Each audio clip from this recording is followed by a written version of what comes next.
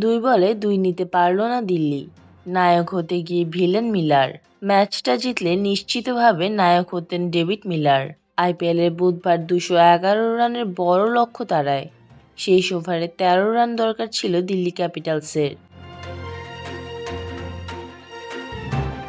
প্রসিদ্ধ কৃষ্ণার ওভারে চতুর্থ বলে ছক্কা হাঁকিয়ে সমীকরণটা 2 বলে 2 রানে নিয়ে আসেন মিলার।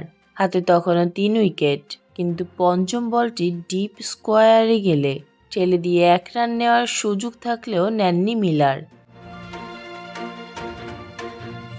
সিঙ্গেল প্রত্যাখ্যান করে ফিরিয়ে দেন অপর প্রান্তে থাকা কুলদীপ যাদবকে।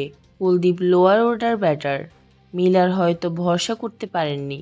সেটি শেষ পর্যন্ত বড় আফসোসের কারণ হয়ে দাঁড়ালো।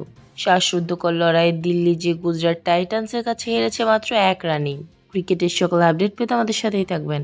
ধন্যবাদ।